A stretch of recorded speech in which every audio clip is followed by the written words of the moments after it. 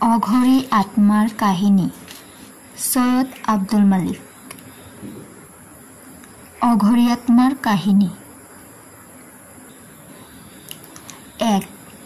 ডেকা মানুহজনে এটা খদ্দৰৰ দীঘল কুৰ্তা পিন্ধিছিল। চোলাটো তেওঁৰ গালৈ কিছু ঢিলা আৰু পুৰণি, আস্তিন কেইটা বহল। চোলাটো কান্ধৰ ওচৰতে অলপ ফাটিছিল। বুকুৰ জেপটোত ফাউণ্টেন পেনৰ সোণালী ক্লিপটো জিলিকি আছিল। পুৰণি যদিও চোলাটো মলিয়ন নহয়, পৰিষ্কাৰ। ডেকাজনৰ মুখখন অলপ দীঘল চানেকীয়া, বৰণ তেজগুৰা, চকুত কিছু বেছি পাৱাৰৰ এযোৰ চশমা। ফ্ৰেমটো মিহি সোণালী বৰণৰ।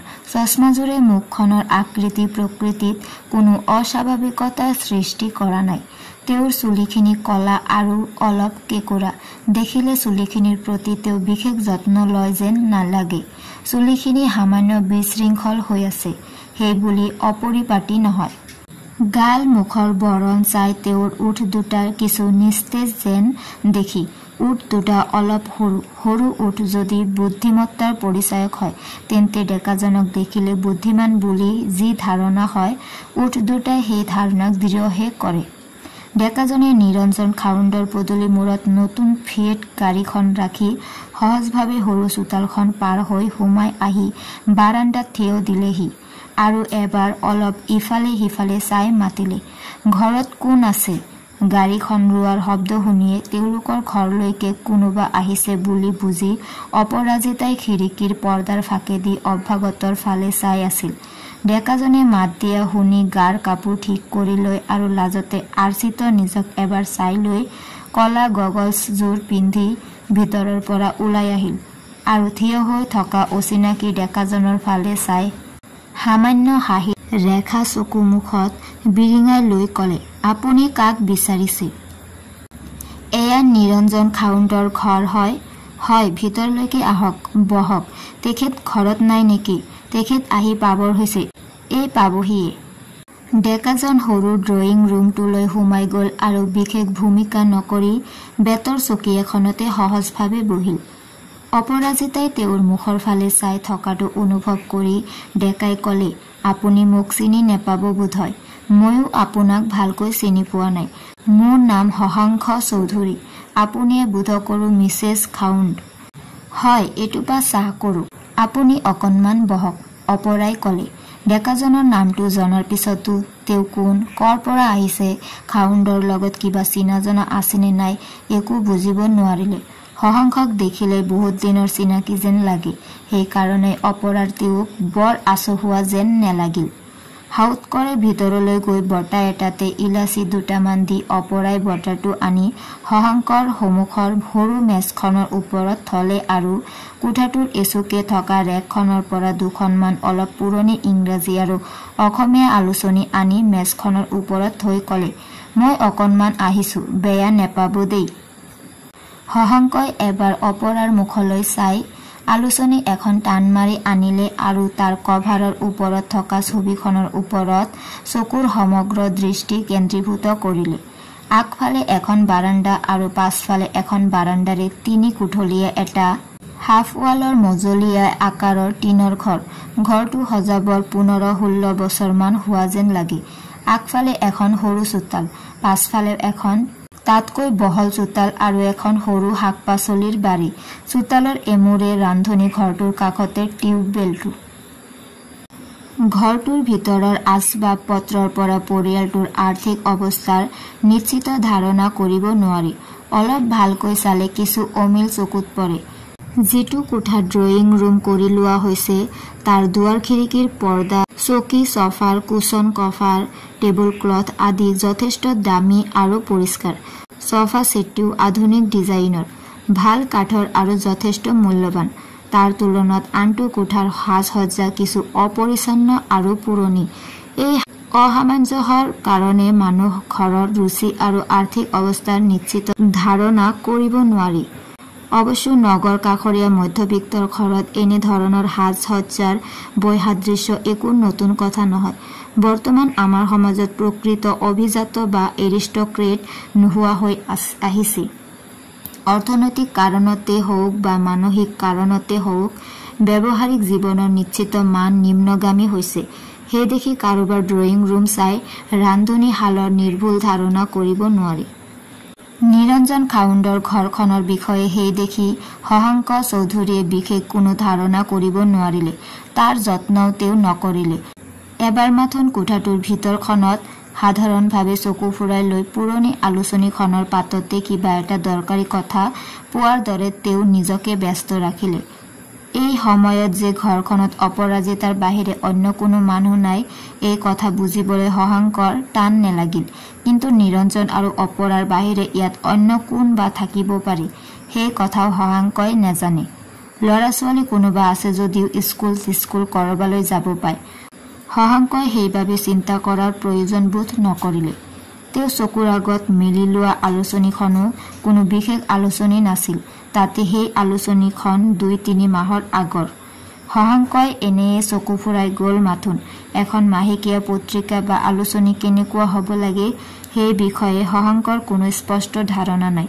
তেওঁ সাধাৰণভাৱে ভাবিলে যে এই আলোচনীখন নিশ্চয় ইয়াতকৈ ভাল হ'ব পাৰিলেহেঁতেন।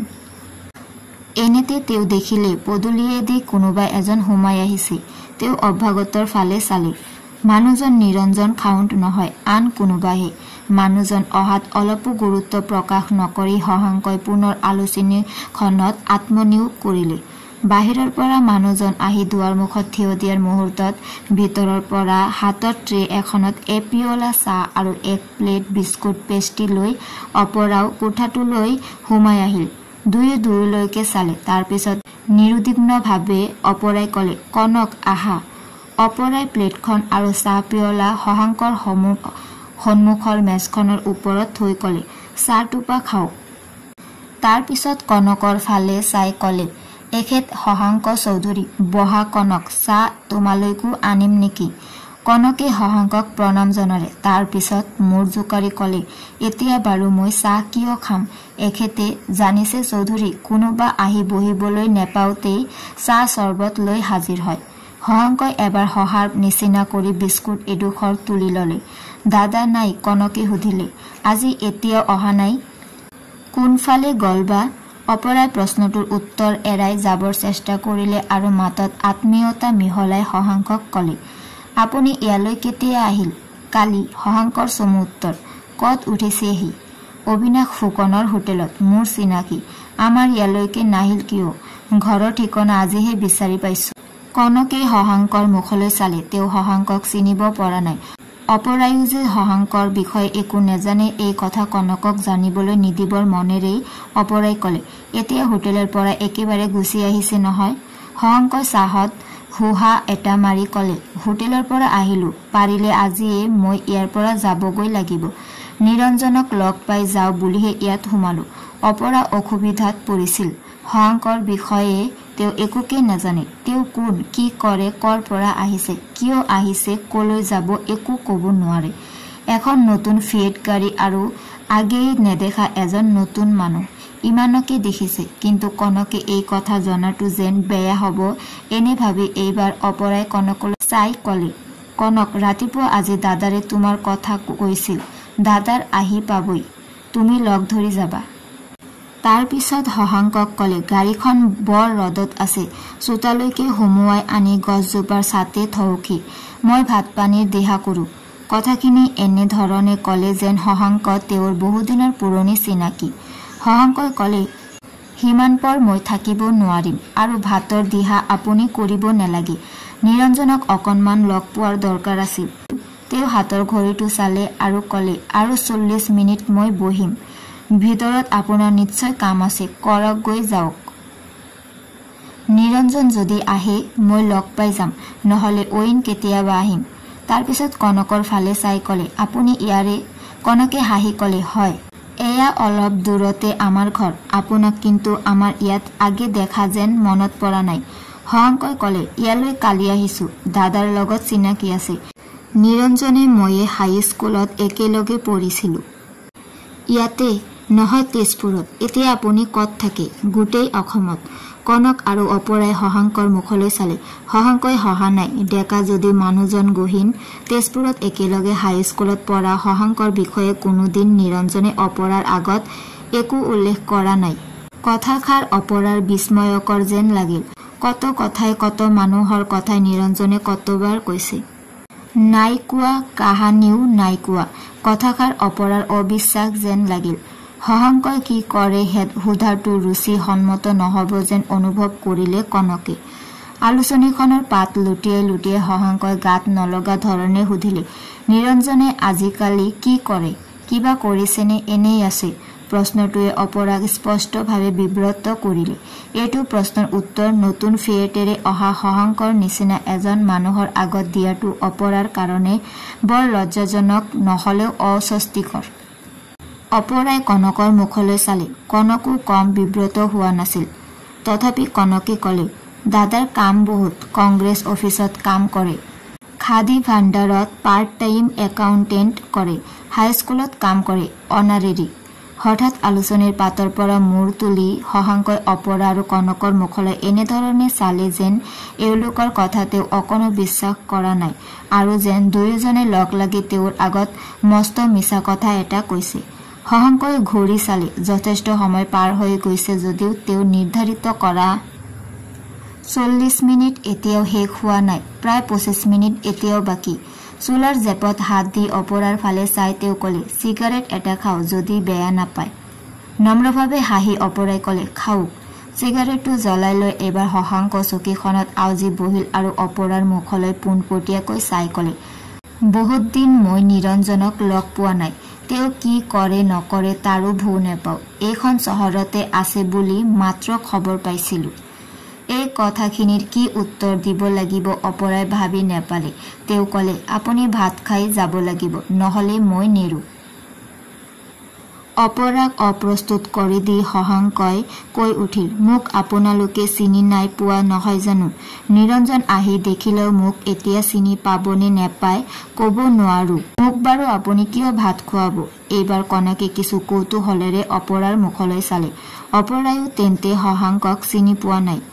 এই পৰিস্থিতিৰ পৰা তিনিওকে উদ্ধাৰ কৰিলে নিৰঞ্জনৰ আগমনে।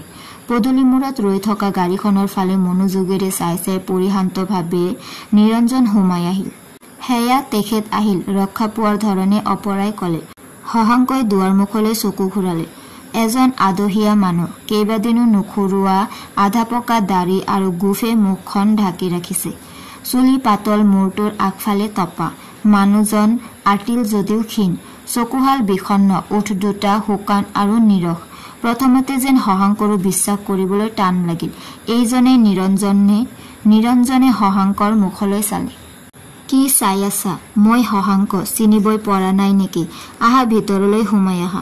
পৃথিৱীৰ বিস্ময় নিৰঞ্জনৰ চকু দুটালৈ নামি আহিল। প্ৰথমে তেওঁ কিছু সপ্ৰতিভ হল, তাৰপিছত কিছু উৎসাহতভাৱে কলে, তুমি কেতিয়া আহিলা? কৰ পৰা আহিলা? এওঁক চিনি পাইছা অপৰা? বহাচোন বহা, আমাৰ চাহ চিনাকি অথনিয়ে হল। চাহো খালো, ভাত খাবৰ কাৰণেহে তোমালৈ বাট চাই ৰৈ আছো নহয়। অপৰাৰ ফালে চাই শশাংকই কলে, বহা বহা, তোমাৰ ঘৰ বিচাৰি উলিওৱা আৰু খেৰৰ মেজিত বেজি বিচাৰি উলিওৱা একে কথা।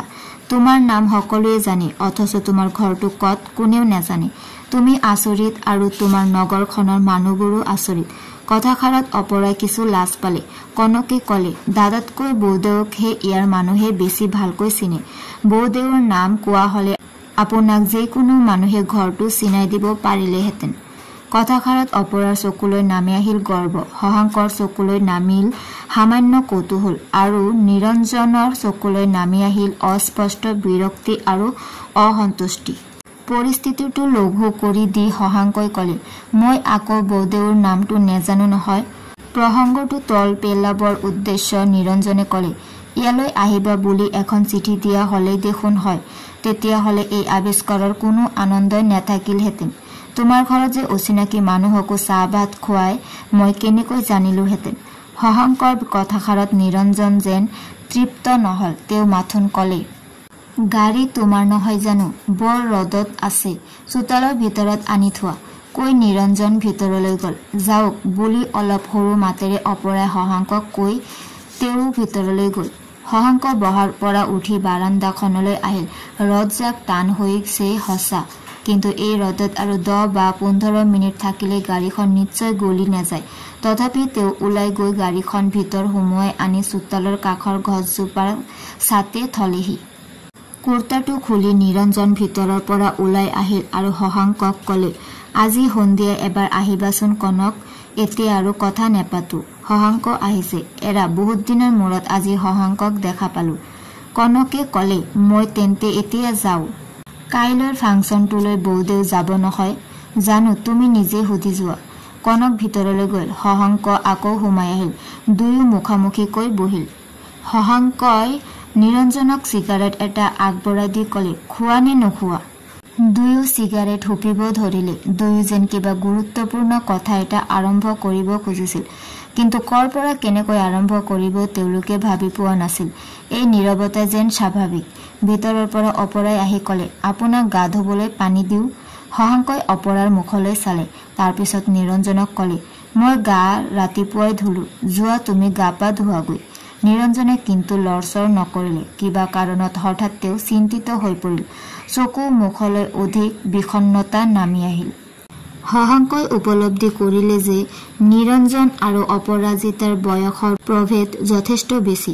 অপৰা এজনী একেবাৰে নতুন গাভৰু, স্মাৰ্ট, স্বাস্থ্যৱতী সুন্দৰী। ঘৰৰ ভিতৰত গগলছ পিন্ধি থকাটো তেওঁ কৌতূহলেৰে লক্ষ্য কৰিলে যদিও সেইটো বৰ বৃহদৃশ কথা নহয় যেন লাগিল। ৰদ টান হৈছে, হয়তো তেওঁৰ চকুৰো কিবা অসুখ হ'ব পাৰে। লাহে লাহে নিৰঞ্জনে ক'লে, আমি এৰা এৰি হোৱাৰ বহুত দিন হ'ল নহয়? সঁচা কথা ক'ব লাগিলে মই তোমাৰ কথা একেবাৰে পাহৰি গৈছিলো। তোমাৰ যে কেনেকৈ মনত পৰিল।